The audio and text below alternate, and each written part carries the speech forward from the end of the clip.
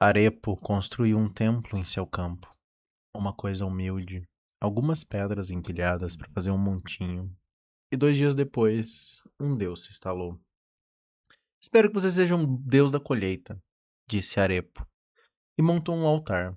Queimou 2 talos de trigo e disse: Seria bom, sabe? Ele olhou para as cinzas, manchando a pedra e as rochas todas dispostas de forma torta. Tossiu e coçou a cabeça. Sei que não é muito, disse com seu chapéu de palha em mãos, mas farei o que puder. Seria bom pensar que há um Deus cuidando de mim.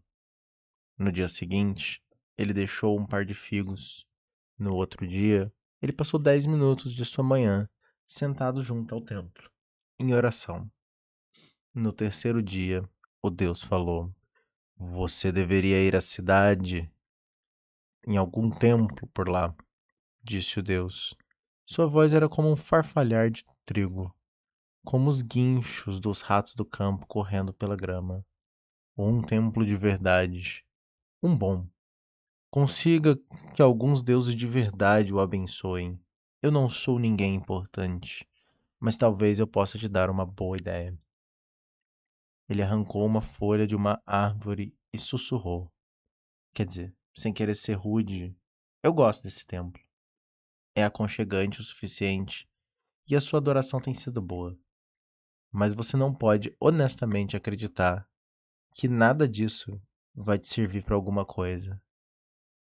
Isso é muito mais do que eu esperava quando eu construí o templo, disse Arepo, abaixando a cabeça. Colocando sua foice ao chão, Arepo disse: Diga-me, afinal, que tipo de Deus você é? E ele respondeu: Eu sou o das folhas caídas, das minhocas que se agitam sobre a terra, do limite da floresta e do campo, do primeiro indício da geada antes que a primavera chegue, da casca de uma maçã quando ela cede sob seus dentes. Eu sou um deus de uma dúzia de nadas diferentes, fragmentos que levam à podridão, vislumbres momentâneos, uma mudança no ar, e aí eu me vou. Deus sussurrou mais uma vez. Não há nenhum sentido em adorar isso. Não sou como a guerra, a colheita ou a tempestade. Guarde as suas orações para as coisas para além do seu controle, bom fazendeiro. Você é tão pequeno no mundo, tão vulnerável. É melhor orar para uma coisa maior do que eu. Arepo, então, arrancou um talo de trigo, colocou entre os dentes. Gosto bem desse tipo de adoração, disse ele. Então, se você não se importa, eu acho que eu vou continuar. Faça o que quiser, disse o Deus. E ele se retirou mais fundo nas pedras. Mas não diga que eu não avisei do contrário. Arepo fazia uma oração antes do trabalho da manhã. Ele e o Deus contemplavam as árvores em silêncio. Os dias passavam assim, as semanas. Então a tempestade chegou. Pesada, negra, ousada e estrondosa, ela inundou os campos de Arepo, arrancou as telhas do seu telhado e atingiu a sua oliveira e a reduziu a cinzas. No dia seguinte, Arepo e seus filhos caminharam entre o trigo, salvando o que podiam.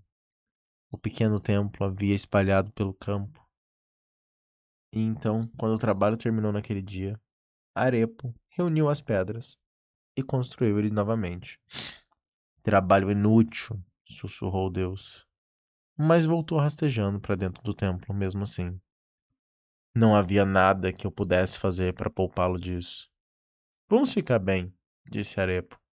A tempestade já passou. Vamos reconstruir, mas eu não tenho nenhuma oferenda para hoje, disse ele. Colocou um pouquinho do trigo arruinado em cima do altar. Mas acho que vou reforçar, mas acho que vou reforçar as fundações dessa coisa amanhã. Que tal?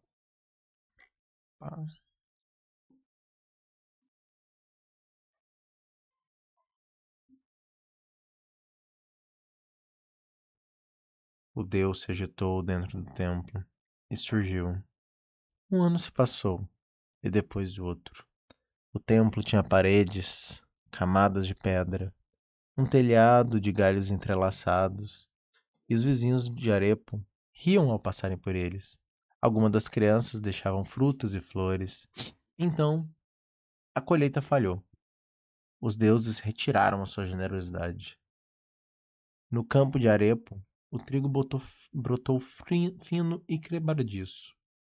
As pessoas lamentavam, rasgavam suas roupas e matavam os cordeiros para conseguirem comer. Derramaram seu sangue e olharam para o solo com os olhos assombrados e iam para a cama com fome.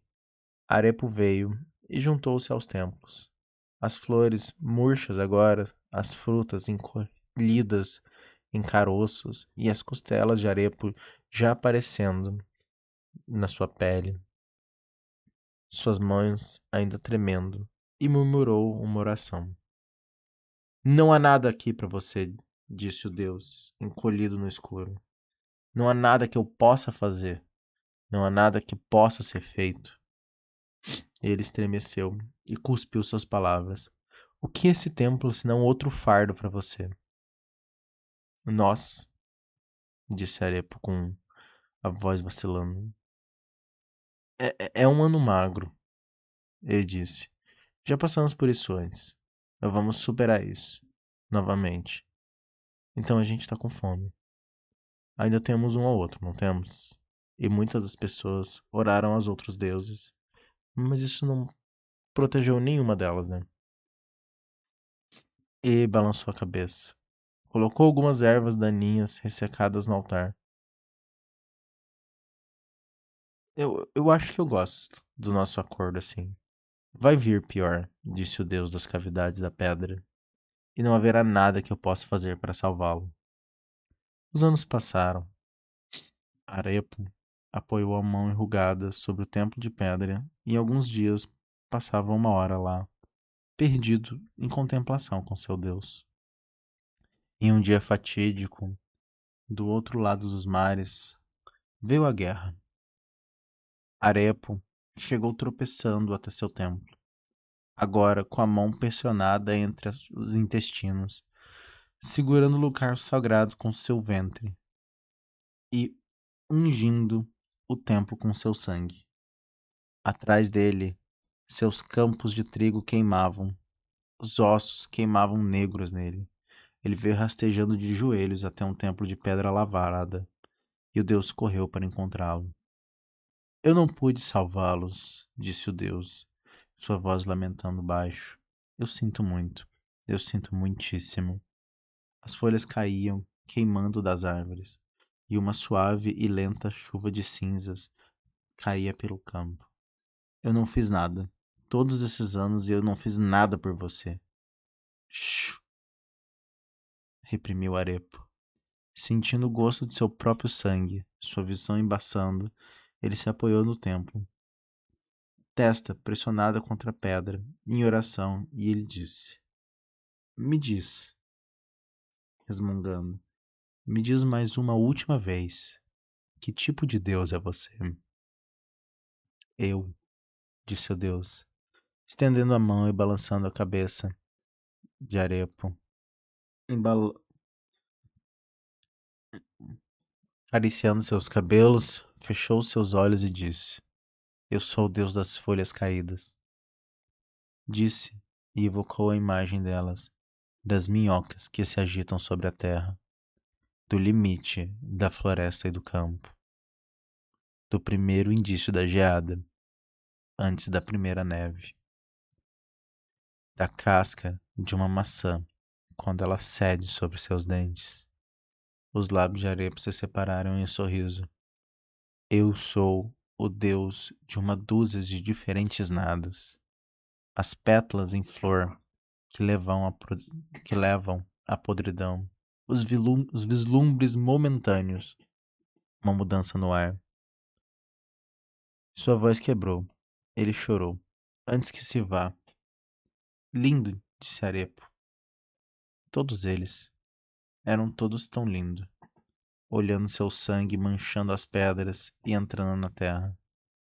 Enquanto o campo queimava e a fumaça tapava o sol, enquanto os homens eram pisoteados no lagar na sangrenta guerra que prosseguia, enquanto os céus desencadeavam sua ira sobre a terra, Arepo, o sementeiro, deitou-se em seu humilde templo, sua cabeça abrigada pelas pedras, e voltou para casa, para seu Deus.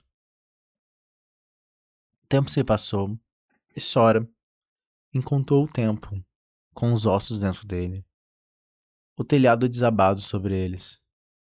"Ó pobre Deus", ela disse, sem ninguém para enterrar seu último sacerdote. Então ela parou, porque ela era de um lugar distante. Ou será que é assim que os mortos são honrados por aqui? Seu Deus despertou de sua contemplação. Seu nome era Arepo. Ele era um sementeiro. Sora se surpreendeu um pouco, que ele nunca tinha ouvido a voz de um Deus antes. "Como eu posso honrá-lo?", ela perguntou. "Enterre-o debaixo do meu altar." "Está bem." Sora foi buscar uma pá.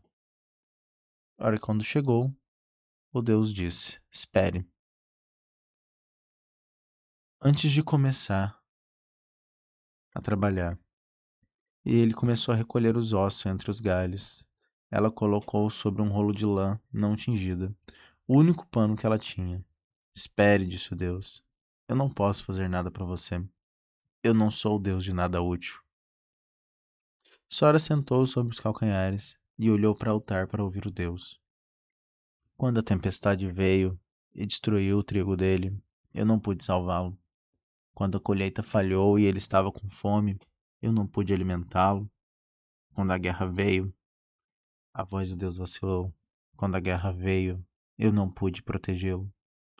Ele veio sangrando da batalha para morrer em meus braços." Sora olhou novamente para os ossos. "Eu acho que você era um deus de alguma coisa muito importante."